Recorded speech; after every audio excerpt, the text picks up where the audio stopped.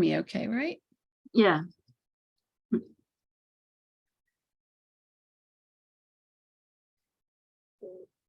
Hi, I'm Kathy Ramsperger, and welcome to Story Hour. I'm a lifelong journalist, humanitarian. I've written 2 novels, The Shores of Our Souls and the upcoming A Thousand Flying Things. I'm also a coach who founded Ground One, and I created Step Into Your Story. I'm here to connect people who love books. Welcome, welcome. I have such a wonderful author that ticks all the boxes of stories that I love today. Her name is Suzanne Kamata. And not only is her story a transformational one of international interest, it's about bicultural relationships, about bicultural families and love. And there is social justice woven into it, as well as war and peace. And we're going to take a deep dive into all these themes today. Welcome, Suzanne Kamata, author of The Baseball Widow. And thanks for being with us. And I hope you'll show us your cover to start. Hi, Kathy. Thank you so much for having me. So this is The Baseball Widow. The cover is by an Italian artist, or the art is by an Italian artist named Giorgio Gosti, I think. And 2 of his paintings were spliced together. So I think it's really beautiful too. It is almost like your protagonist, Christine, is watching from the stands. That's what I love about it. It's realistic while being a cover. It encompasses the book. So I'm going to tell everybody else a little bit about you, and then a little bit about the book, and then we'll launch into questions. So Suzanne is American. She was born in Michigan, and then her family moved to South Carolina at some point. She raised her own family in Tokushima Prefecture in Japan, and she still lives there with her husband and her 2 cats, cat lover like me. All this time, she's been writing, and this is what I'm going to list. This is a lifetime of writing. Her short stories, essays, articles, and book reviews have appeared in over 100 publications, including Real Simple, Brain, Child, Cicada, and the Japan Times. Her work has been nominated for 5 Pushcart Prizes, and it received a special mention in 2006. She's also a 2-time winner of the All Nippon Airways Wingspan Fiction Contest, the Paris Book Festival, and her children's book won an SCBWI Magazine Merit Award. Great organization, SCBWI. And her current novel, The Baseball Widow, which is about baseball and so much more, explores issues of duty, disability, discrimination, violence, and forgiveness through a cross-cultural lens. Her characters are human, they're flawed, but they strive to advocate for fairness, goodness, and safety, while their decisions are shaped by their backgrounds. It's incredibly realistic. It's definitely written in several points of view. Here is the plot in a very small nutshell. It's more complicated than this. When Christine, an idealistic young American teacher, meets and marries, say Hideki Yamada, an aspiring Japanese high school baseball coach, she believes that their love will be enough to sustain them as they deal with cultural differences. However, her husband's duties and the team of fit, obedient boys, whom he begins to think of as a surrogate family, take up more and more of his time. Even as the book progresses, And Christine struggles to manage the needs of her multiply disabled daughter and their sensitive son, basically by herself. Things come to a head when their son is the victim of bullies. Christine begins to think she and her children would be safer and happier in the United States. On a trip back to her native country, she reconnects with a dangerously attractive friend from high school who, after serving and becoming wounded in Afghanistan, seems to understand her like nobody else.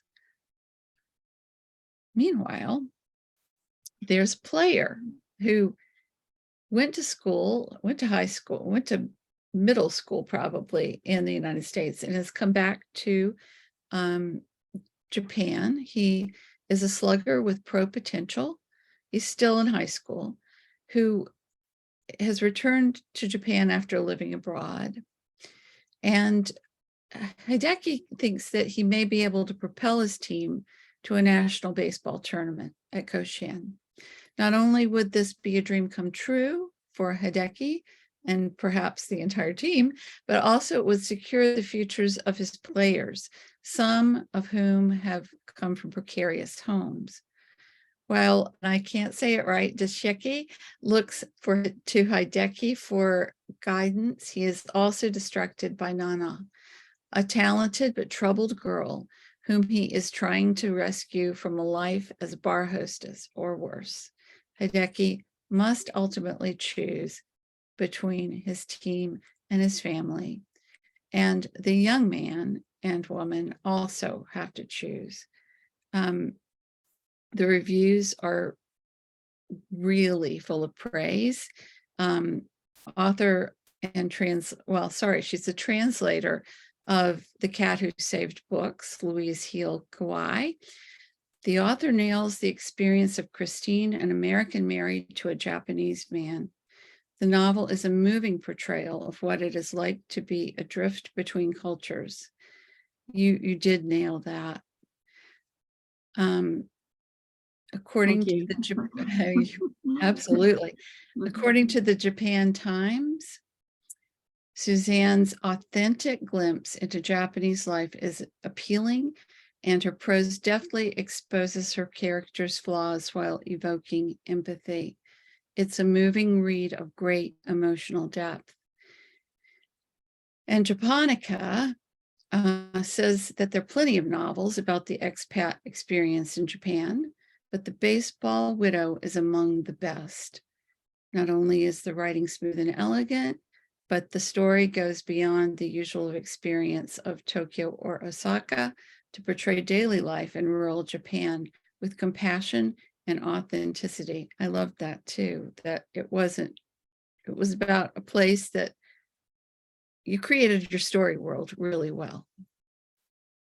So thank you so much for being with us. I've told everybody about how much I've loved the book and how I resonate with its characters. Having lived overseas and come back and lived overseas and come back, I long for literature like that. It's almost beyond diaspora because, I feel like I'm very privileged to have been able to live abroad. And yet there's always this place of where am I exactly in my heart? So this just nailed that. Thank you. But first, let's talk about your writing. It was fun to watch, and audience, please do leave comments and questions, and we'll get to them if you're here live. And feel free to do it after if you're watching the replay. And I'll make sure Suzanne knows that the questions happened, and I'm sure you'll answer them. Yes, I will, of course. Yeah. Okay. So it was really fun to watch your writing journey. I knew about the book, but it was fun to delve into all that you've written. And I know I didn't get to it all. But can you tell me a little bit about your writing story, your writing backstory? When did you know you wanted to write a novel, and what led to that decision? And I'd love to hear about your pushcart nominations. Like, what were they about? I can't remember. So, so I think like you, like I started writing when, when I was a child. Like I have aspired to be an author since childhood for as long as I can remember. I thought I would, become rich and famous. When I was a child, I had this idea that you write, you become a writer and you become rich and famous, and I would buy a basketball team and I would support orphanages. I And, had those same dreams. I wanted to be Cinderella too, but and yeah, so I was always like writing, something, and I was always writing, novels about, like I wrote one, I don't even think I have it anymore, but there was one, and like all the characters were like African American, and I don't think I would dare that now. But when you're a well, child, you just neither write would about I everything. after the past decade. But um, it's interesting because you were a humanitarian before you wrote, or obviously you wrote all through childhood, but Yeah. did it seem like a natural progression? Yeah, I think so. I mean, when I was in high school, like I was, already thinking about living abroad, and um I wanted to go into the Peace Corps. You So too? this is, yeah, so this is kind of there's like the two forks, like the Peace Corps, and I applied for it and I went through the whole interview process. So the Peace Corps, I would have gone to Cameroon, which was, I would have loved that, I think, or Japan. And I wound up thinking that well, Japan is just for a year. And then Well, after that, we're I'll go young, to the Peace right? And Corps. we don't exactly know what we want with our lives when we're that young. And so to Right. commit years of our life, I mean, I don't know, it was a 5-year contract. In my time, it was usually a 1-year, a 2-year, or a 5-year. Yeah. And to do more than a year must have seemed really scary, because I It was didn't like 2.5 years. until I was, I don't know, it was after I was 30. Okay. Yeah, I guess I was, probably 21 when I was going through the interview process. But yeah, so to answer your question, like I had always wanted to be a writer, and I wrote for the school newspaper, and I did a kind of an internship. I didn't publish anything, but there was this program called Explorers when I was in high school, and I did kind of an internship at a newspaper. And so I thought that I would go into journalism, and then I majored in English at college, and then I was always like writing a little bit on the side. But when you're in college, you don't really have so much time to write novels, right? Or back then you didn't. And then, I thought I need some like life experience. I have stuff to write about. So, I thought I would travel, and because I thought my life was so boring, right? Because I grew up in Michigan, and my family was so I thought, my family was so ordinary, and nothing exciting ever happened. That's because it was your family, though, right? Because I Yeah. know I'm writing a memoir right now, and I'm thinking this is really boring, but everybody else is like, no, no, no, no, can't believe this happened. So Yeah, I like think in retrospect, yeah, yeah. I did acquire material, but so I decided after I graduated I was gonna go, live abroad somewhere, and like I said, I wound up choosing Japan.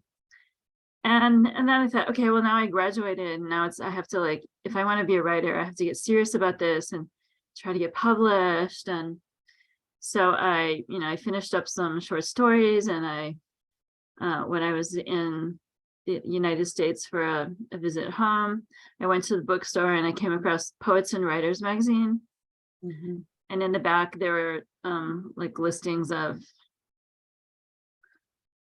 calls for manuscripts. So I just started sending out my stories, and I placed a couple of them.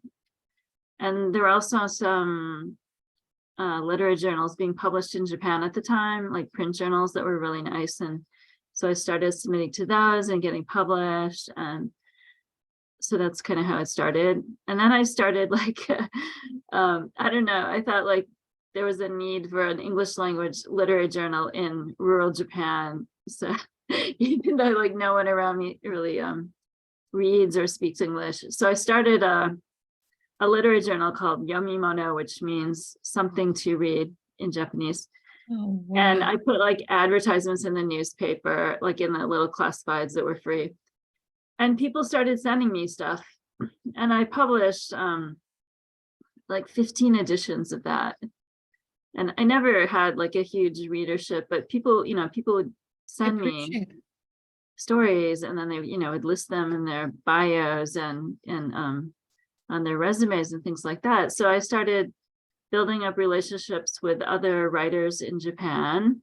That's how I met people, because I was, in Shikoku, which is quite off the beaten path. So in And Tokyo, how far is there's, that from Tokyo or a major well, city? it's an hour by plane, Oh, wow. and Okay. there's no Shinkansen. And at the time, there were only a handful of foreigners around me, so in the prefecture. So even though it was, I don't know, like probably now I wouldn't do it because I would think it was silly because there's nobody around to read it. but I kind of established myself as a literary, figure Yeah, I'm among the sure you did. expatriates. The other thing is that the people that did submit and were published and the people who read the work, Mhm. there's no greater gift you can give somebody who's just yearning for story and doesn't Right. have access. Wow, congrats on that.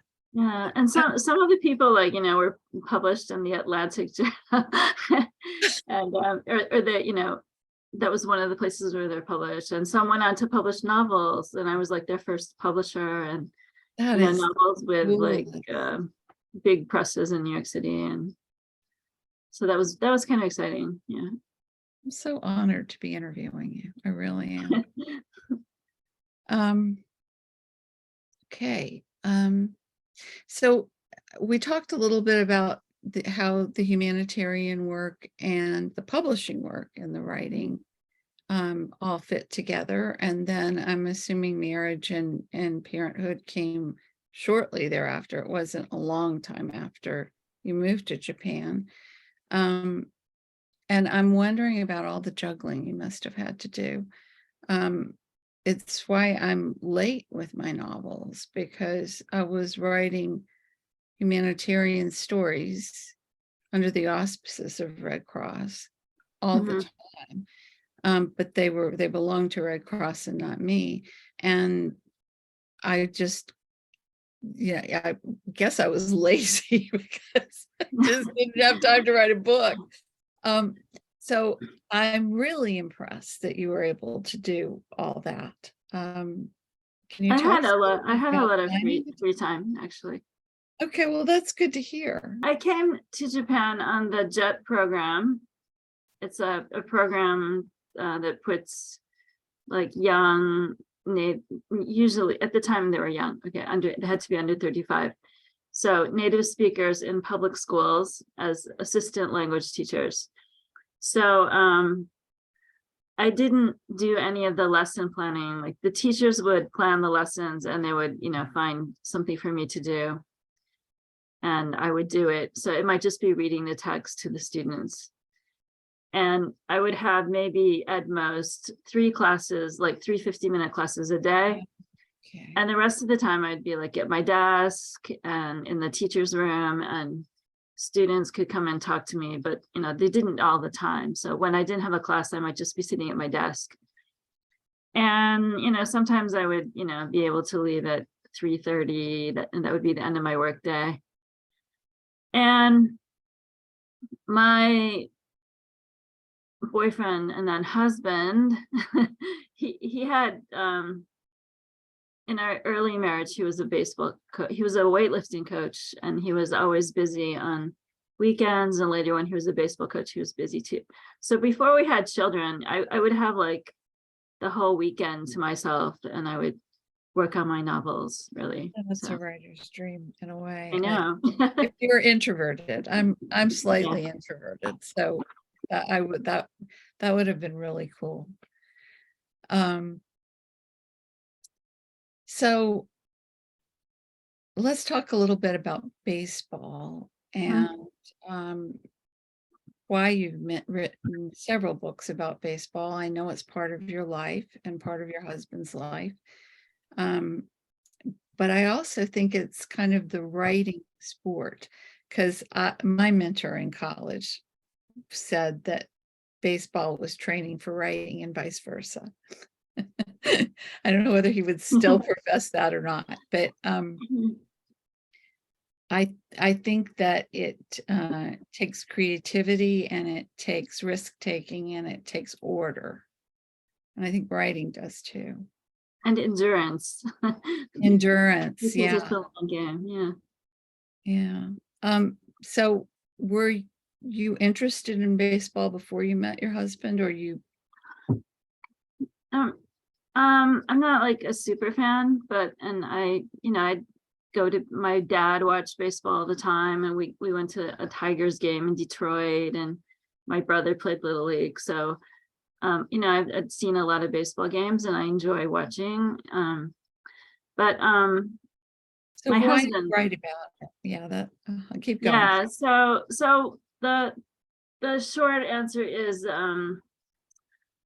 after I wrote my first novel, it was called Losing K, and it was published by Leapfrog Press, which was then in Wellfleet, Massachusetts. Mhm. And my editor slash publisher was a big baseball fan, and we talked about baseball in the process of I'm telling editing you, my it's like a novel, writing. because A lot of yeah, people, so they love baseball. I met a yeah, lot. and they had just acquired a player named this is where Daisuke played. So his name was Daisuke Matsuzaka, and the Boston Red Sox had just acquired him for, like, it was a lot of money, like more than ever before or something. And he was concerned, like, did the Red Sox waste money on this player? And he's like, ask your husband, because he knew my husband was a baseball coach. So we would have these conversations, right? And then after Losing K was published, he was like, why don't you write a novel about baseball in Japan? And I think he had also written a novel that had a baseball player character, a minor league character, because he was married to a novelist himself. And they wrote a book together. And I know he said, why don't you write a novel about baseball with your husband? But I was like, my husband doesn't write books. he would I hear you. never write a book with me. But I thought, okay, well, I could ask him lots of questions, and I was, already exposed to life as a baseball wife or widow. Yeah. And I thought I could use that material, and I wouldn't have to go out and do so much research. I could just ask my husband. And I also wanted to write, but by this time our children had been born, and our daughter has multiple disabilities because they're twins, and they were born 14 weeks early. And I had wanted to write a story about a family dealing with disability. And so those kind of, two ideas kind of were mashed together. And it seems as if in the writing, or maybe in the living, that baseball was actually kind of had more of an impact on our lives than the disability did. So that became like a big theme. So yeah, so then I wrote the novel, and then my publisher sold his company to someone else that didn't really publish that kind of novel. So Boy, let's come to that, because that's still yet another theme here. So, 'cause I just want to remind the audience that you're in Japan right now. You've lived there basically your entire adult life. And so you've straddled the oceans for this entire time.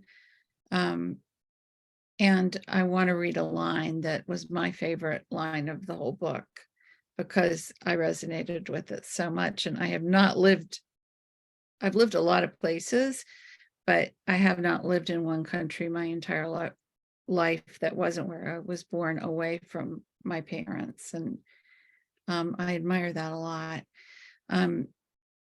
You're talking about Christine here, and you say she was in exile, even here. And now she understood that there might never again be a place where she would feel secure. Love was, after all, conditional. So I think that's a truth. I really do. It's a personal opinion. There were people that would debate me about it, but I do believe that. And I wonder, was she expecting to come back and have that kind of unconditional love? That did she think the separation from her family was the issue, and then found out it wasn't?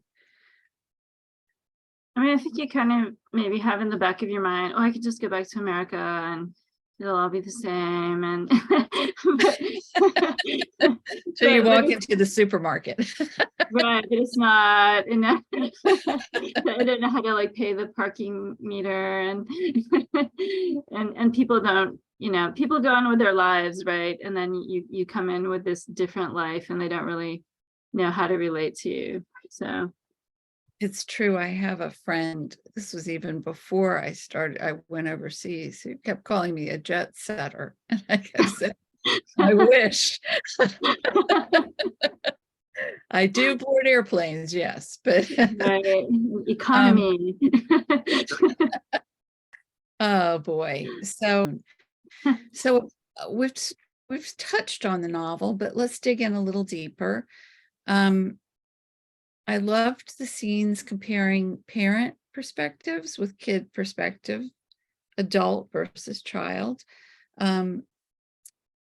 Daishike, he has a lab partner in America while he's living here.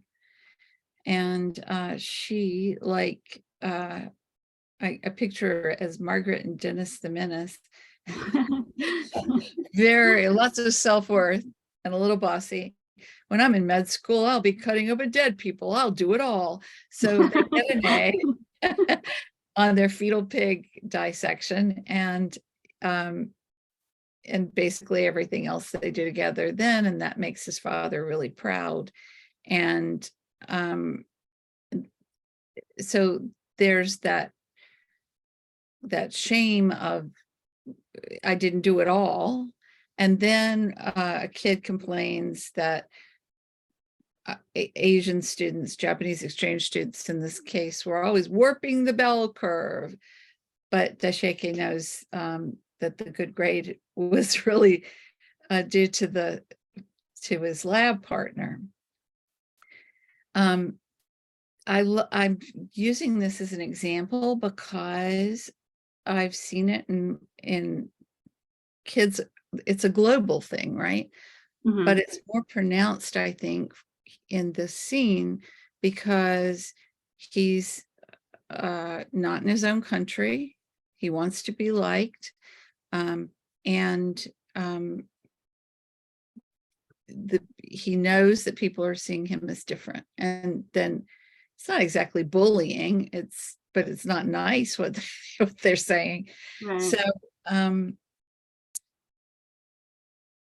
it's interesting. And I think that this is, again, something that's not cross-cultural, that the dad doesn't realize what he's going through.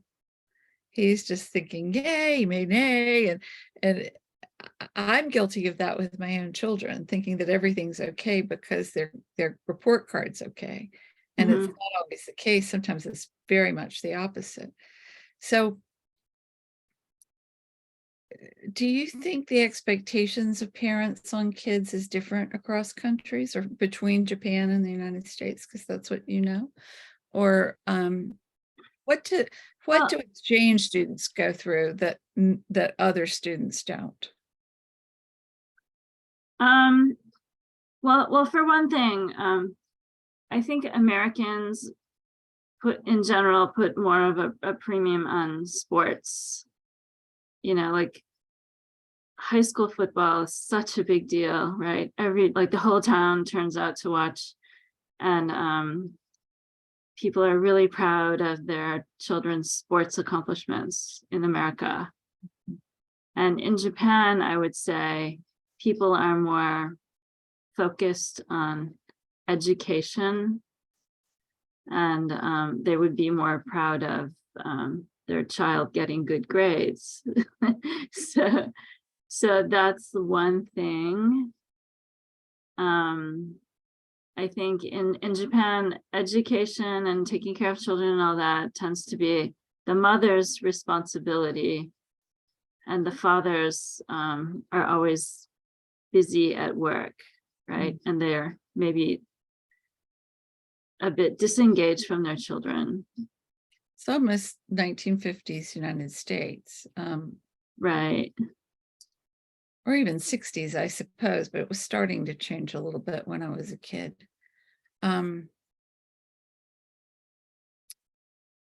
It's interesting. And then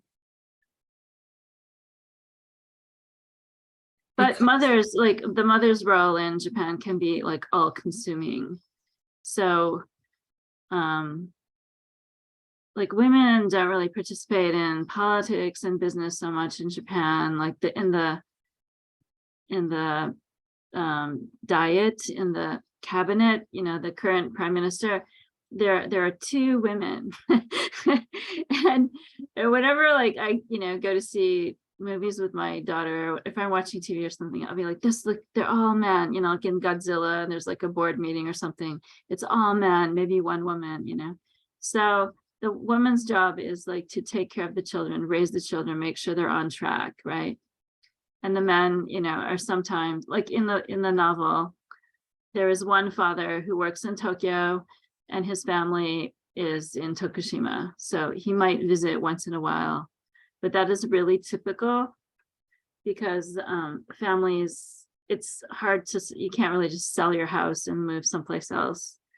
And so often, and you have to take exams to get into school, like into high school.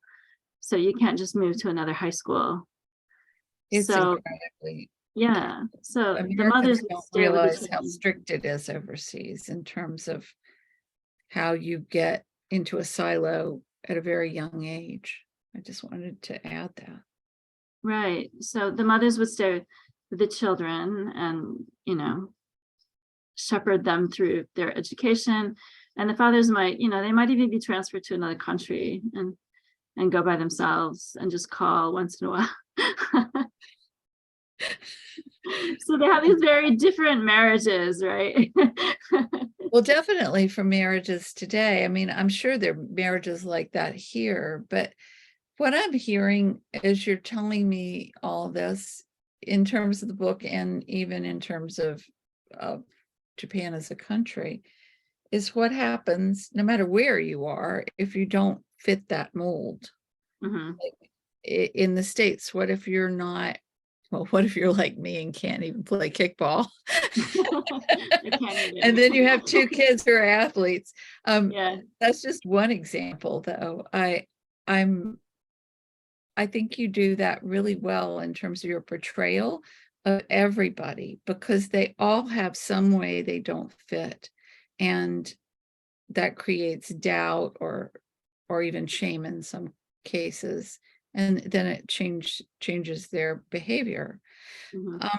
So maybe this is a good time to talk about the bullying that happens in the novel, and it's definitely in the protagonist's family. Koji's his name, yes. Yeah. But there's bullying in terms of daisheke too, just a little less so. So can we talk about that a little bit? Because I think Yeah, that's rampant across the world. I really do. I think so as well. There is a often quoted proverb in Japan, like the nail that sticks up gets hammered down. And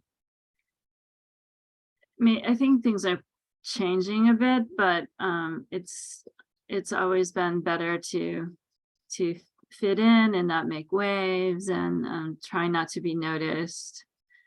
And if you've lived abroad and you come back with an American accent and you're suspect, or if my son never really talked about it much, but he was, first of all, we were living in this rural Japan. He's the only bicultural, biracial kid in his class, and his sister is disabled, which is also kind of like a visible difference. Yeah. And I think it was probably hard for him. And yeah, kids can be relentless, but my mother-in-law used to complain about the neighbors too, like bullying her. So it's kind of like in the workplace, and there's stories about like mothers being picked on the playground, and because these little cliques of mothers on the playground, and Happens here too. yeah, I believe it. So it's often discussed in the media, like, and teachers in Japan are often in charge of like 40 kids at a time, and they can't really keep track of everything that's going on. But if something happens to one of the children, it becomes like a national media thing, and it's the school's fault. And so Mm. it's That happens difficult. in a way in the book too, by the way, for the viewers. I just want them to know you've included so much in this book. Yeah, so bullying is always a topic of conversation here, and it happens in every situation. Like, my husband was kind of bullied at work for a while, and yeah. Well, I'm sorry for that. And you portrayed it so movingly in the book. Yeah. My heart went out to the whole family for what was going on. And I mentioned before we started the live that I really resonated with the characters because they reminded me of my own children. Um, my son likes to fly under the radar, and my daughter wouldn't do that. She couldn't do it, actually. She tried. So I really resonated with what the judgments were and the plot. And I don't want to give the plot away, but I really resonated with that, and I think any mother will. So I want to make sure we have enough time to talk about a couple things, but let's talk about how you wove in war in a book about baseball, and maybe a little bit about PTSD. I when I started it, I thought, wow, will there be enough pages here? And you did it. You did. And often we are faced, at least here in the States, with people that have come back from war for 5 minutes, right? And having it be part of the story and her reaction to it, the protagonist's reaction, is going to change people's viewpoint, I believe. So can you tell us, did that character just appear one day, or did you plan it? Andrew is his name. I did plan it. So I was thinking of like what is like the most American character I could come up with, and I was thinking someone who's in the military, right? Like a soldier, like Who very barbecues? American. and I think when I started writing this, I think like it was around 2008, so that was during the Gulf War, I guess. It was. And I actually made a mistake when I first asked the question and then went back and checked, because it felt like the right timing, because I dealt a lot more with the Gulf Wars than I did with Afghanistan in my work. And everything you said was accurate, though, as far as I know. So And okay, so there was that, and also the theme of violence kind of emerged as I was writing. So you know, violence, like there is like a degree of bullying in sports, like this oh boy, yeah. not on the team not on Hideki's team and not on my husband's team, but there is often a kind of hazing that goes on. The older players kind of put the younger players through various trials, and sometimes, and there's also like sometimes violence by coaches against their players, like not so much anymore because everyone has smartphones. but in the My past, kids every now came and then, through like, before that, so yeah, like it was students would definite. Keep students would going. secretly tape their their coaches or their gym teachers, doing something. And then of course America's kind of a violent culture. So so that became a theme, and I Angry, kind of that's what I would call worked it. with that. Yeah. It's a lot of suppressed anger that sometimes erupts in violence, Right. and mental illness, so Right. um And well, a lot of my cousins like were in the military, and one of them like served in Afghanistan and Iraq. So I don't know how you come out of Afghanistan without PTSD, but maybe there's somebody somewhere. It's not a blanket statement, everybody. I just think it must be horrific. but I remember like going through the airports, at that time, and seeing soldiers and they're about to be deployed, and just kind of thinking about what's going to happen to them, and so going from Okinawa, where it's so peaceful and like paradise, and then going to the desert and being shot at, and so yeah, it's being shot at. That's the part of it I wouldn't want. So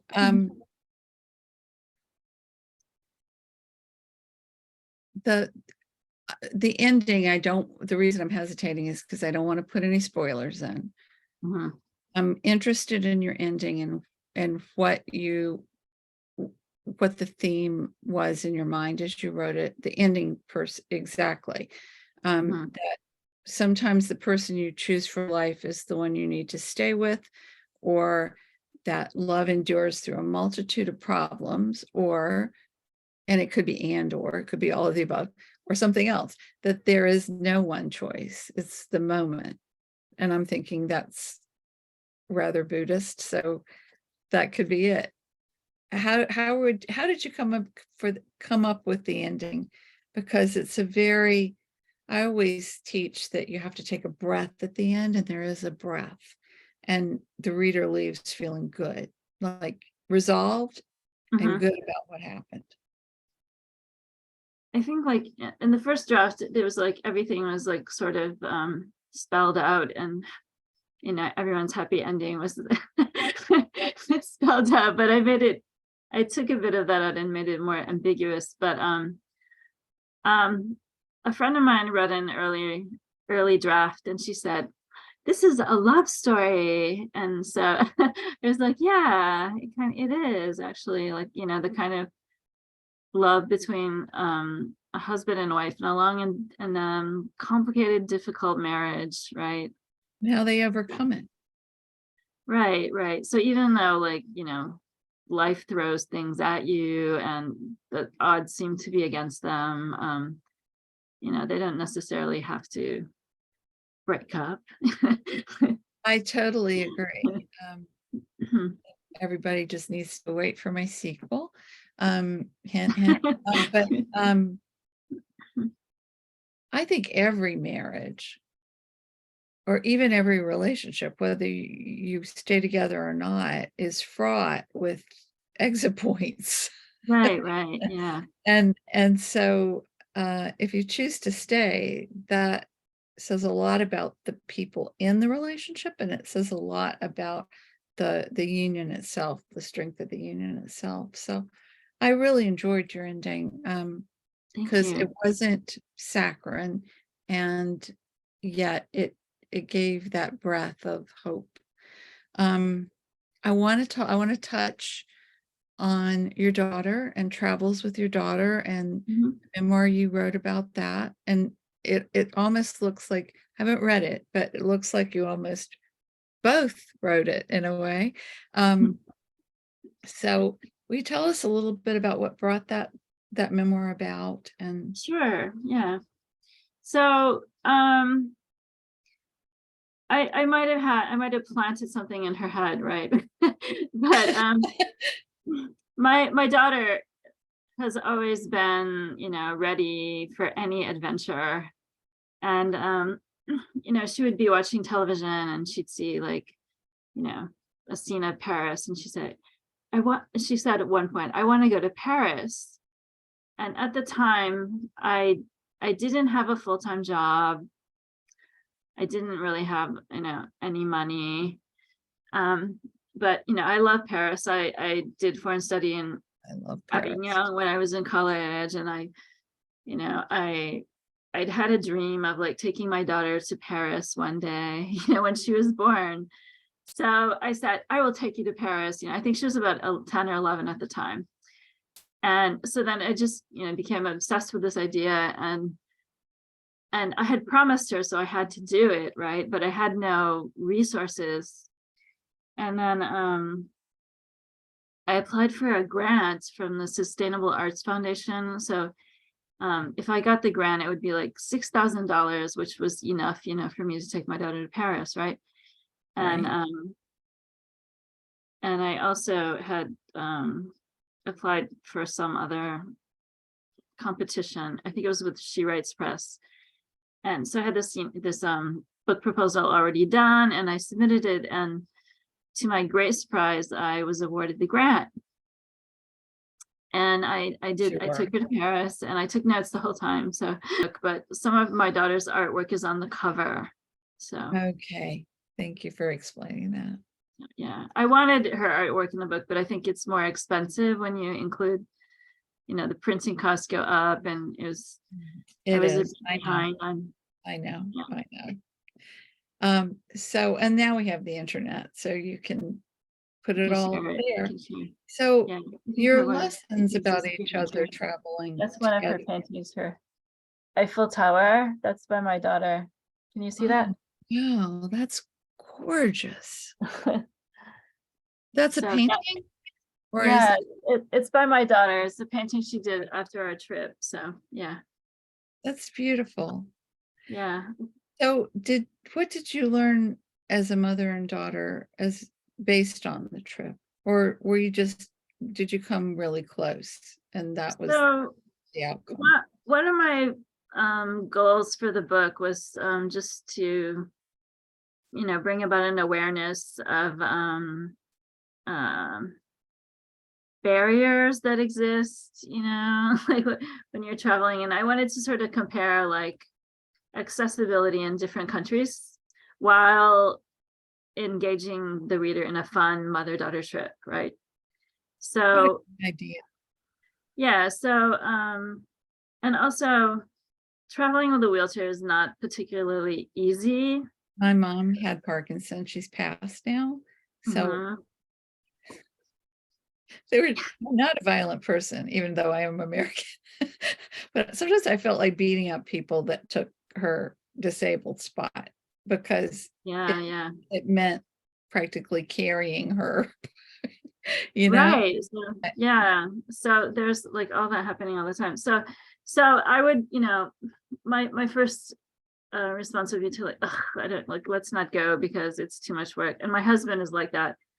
But if I had a project, and if every time we had some sort of difficulty, it would become an anecdote, Yeah. then I was more motivated to do it, so it became a way to motivate myself. And then, when we traveled together, we formed memories that will last for life, and we had this great experience. And we always, we talk about it now, and oh, Paris, That's and wonderful. it was great for our bond. So And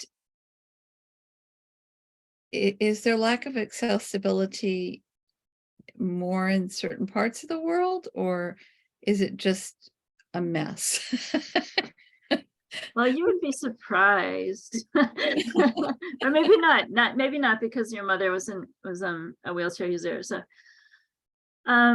even I don't know, even in some of the world's greatest cities, like even in New York City, like we went to a restaurant that had a step, and we couldn't get in, and someone had to carry the wheelchair. And downtown New York City, or in Kyoto, where my daughter lives now, there are lots of businesses that have a step. It might only be this high, but if you're in like a heavy power wheelchair, you can't get into the Right, business. right.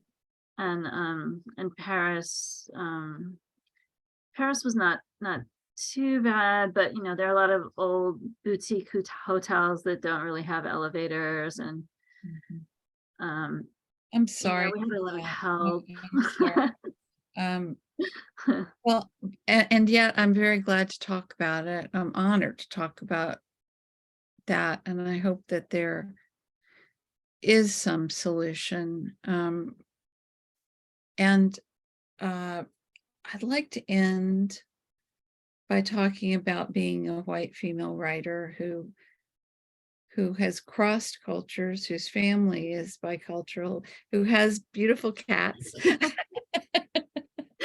um,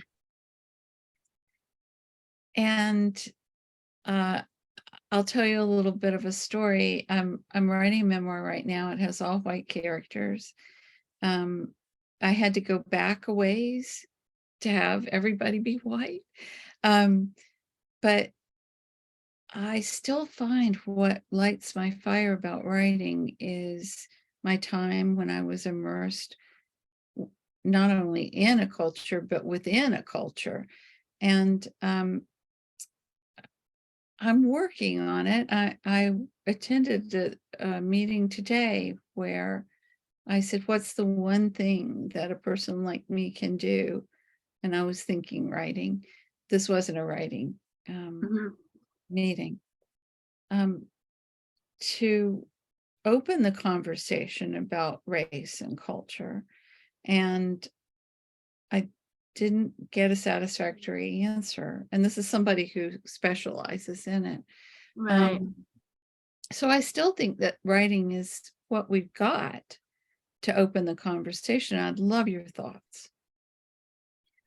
I've struggled with this quite a bit myself. At a certain point, I thought, what I don't have anything to write about, because if I write about, like I wrote 2 novels featuring a biracial young woman with disabilities, but now I'm feeling like some people think that's wrong. And then Sure. I Just live in Japan, so like my whole life is like appropriating another culture in some people's views, right? I for eat 30 some sushi. years, right? Yeah, and Why? then half of my family, like my brother married an Indian American, And so my nieces and nephews are like, bicultural. I mean, I only have one niece, one nephew, and they're one niece and nephew. And so my whole world is very multicultural and dealing with disability, and there are voices, especially on Twitter. And they say, write what you know, right? Write Not what the you voices on know. Twitter. I'm not talking about them. Not on Twitter. On Twitter, it's like, don't write about, Yeah. and there are people with disabilities who don't like the way that parents advocate. So there were all these voices. And then There are. And during I'm the an adoptive mother, and there are people that don't like that. right. So there are all these voices, and then I couldn't write. I was writing all these things about my cats, right? Which we Really, love, by the way, but it's not yeah, your like I wrote like a story and I wrote a poem and an essay, about cats.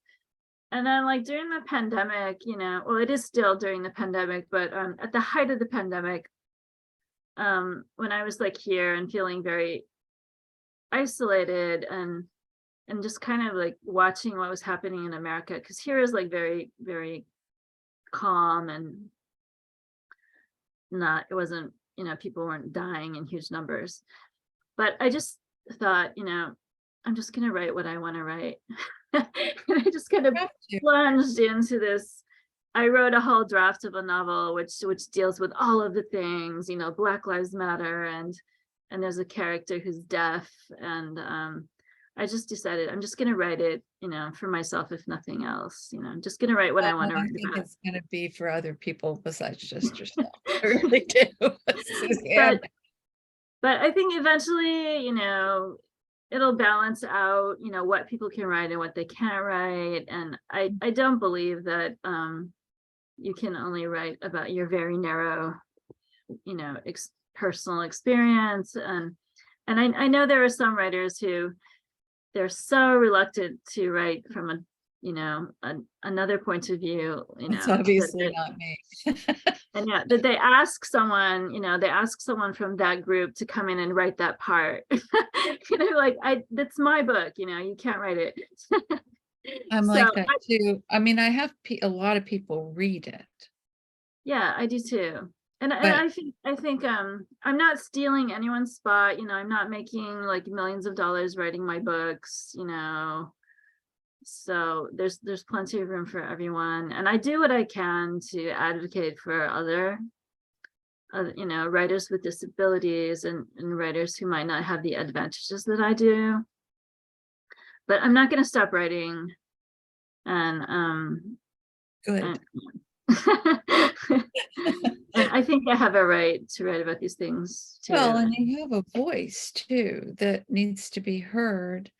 There's one thing I want to add, just because we're talking about it, and I don't get to talk about this as often as I'd like, and that is, I think that we have to see beyond what, the cover of the book, Mhm. the my blonde hair and blue eyes, because I know so many people. Actually, I'm doing an article right now for a magazine, and I looked up the current statistics, and 9 out of 10 Americans have had a relationship with somebody of another race. Really? We haven't Wow. caught up with it at all. Like, there's Yeah. still all this reaction. Mhm. There's reaction, even in the relationship itself. That's a wonderful thing, though, that it's Right, happening. right. And so if so many of us end up with biracial or bicultural children, I think it will eventually solve itself. I mean, it's just Right. going to. But for the time being, I think people like you and me are harbingers of good news. Like, if we write about this, it becomes normal. Mhm. And so I just want to commend you on writing your story and sharing it. And Thank to you. have a marvelous writer like you doing it made my heart warm. So thank you, Suzanne.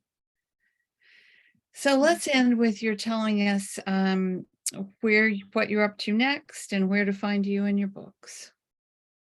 So I do hope, to eventually publish the book I mentioned earlier, which is a multicultural beach novel set during the pandemic, which maybe doesn't sound so fun, but I think it's, like a fun book. It sounds like it's more than just about the pandemic. It almost seems like the reverberations of the pandemic, right? Is that what it is? Right. But I also wanted to write a multicultural beach novel because I've read so many, it's set in South Carolina where there's so many writers and so many books about South Carolina, but there are like tons of beach novels set in South Carolina about white people, right? But so rarely do they reflect my family, which is like, half like Indian slash like German American and Japanese and Indian and all that. So I wanted to write a beach novel which reflected my extended family, right? That's cool. And so the working title is Cinnamon Beach.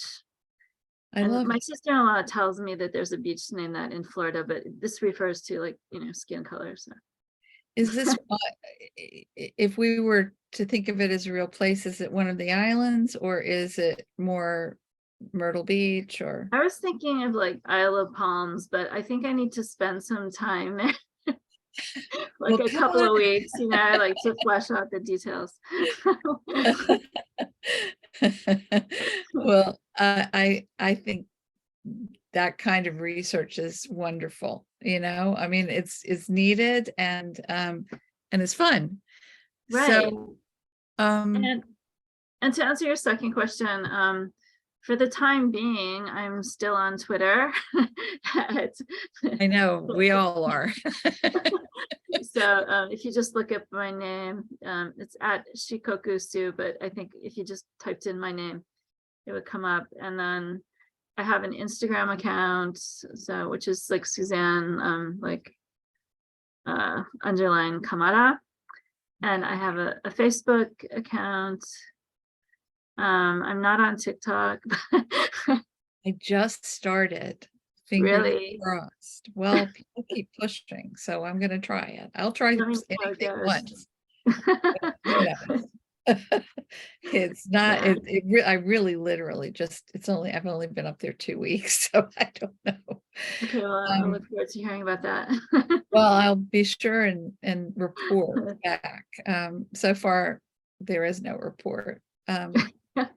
So I want to spell your name so people can find you too. It's your website, Suzanne with a Z, Suzanne, and then Kamata is spelled Kamata. And so that's SuzanneKamata.com, and go see all of her writing there. And I always end with my tea bag wisdom.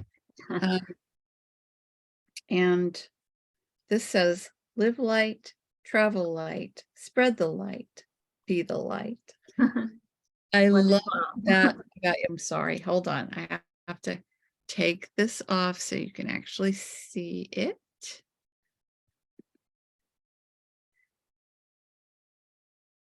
There. Now you can see everything. There you go. I think that is very much who you are, Suzanne Kamata. Thank you so much for being with us.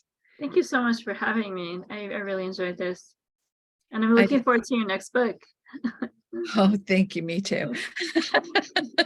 And I wish you all the best with your multicultural beach story.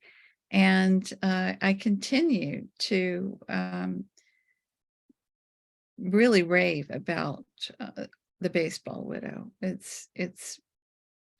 You're going to love it if you read it, everybody. So thank you. So we're here every third Thursday. Please join us. We're broadcasting live today, but if an author's schedule precludes them being live, Suzanne was nice enough to get up really early and be with us live. I'll be here live when the video plays. It's every third Thursday at 4 p.m. Eastern to answer your questions and field the comments. And sometimes the author will be too. You can find all of my interviews archived on my YouTube and Facebook page. And as I said, you can find out more about Suzanne and her work on all of her social media and at SuzanneKamata.com, and you can find out more about me at shoresofourSouls.com. Stay tuned for news about our December story hour. It's not fixed yet, but I'm hoping it's going to be a nice holiday celebration. I'm wishing you and yours a very happy Thanksgiving if you celebrate. And no matter what, I wish you all a great book to read with a fire someplace if you're cold like it is here today. Thanks, Suzanne. Thank you.